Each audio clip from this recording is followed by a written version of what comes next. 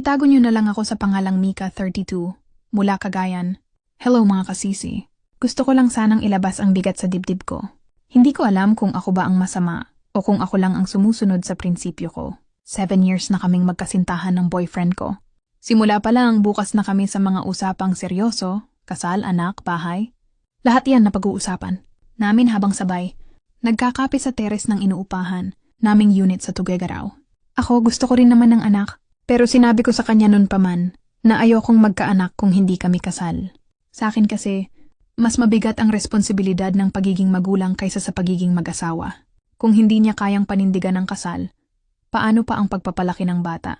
Nitong mga buwan lang, bigla niyang sinabi na gusto na raw niyang magkaanak. Seryoso siya.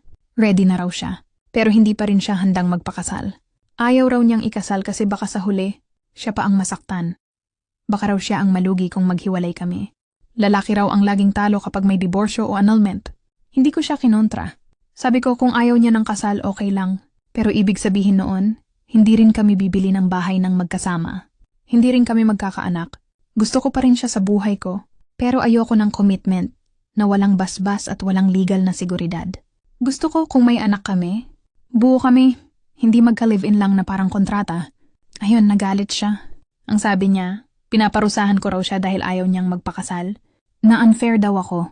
Na bakit kailangan ko pang gawing kondisyon ng kasal para lang sa anak na gusto rin naman namin pareho. Pero ang totoo, hindi ko siya pinaparusahan. Pinipili ko lang yung paniniwala kong hindi lang ako babae sa relasyon. Isa akong tao na may halaga, na may karapatang humiling ng respeto bago ibigay ang sarili sa isang mas malaking responsibilidad. Hindi ako galit, pero nalulungkot ako.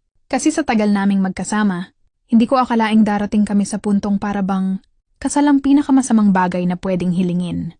Mga kasisi, ako ba ang mali kung ayaw kong isugal ang katawan ko at ang kinabukasan ng magiging anak ko sa isang taong hindi kayang panindigan ako sa harap ng altar?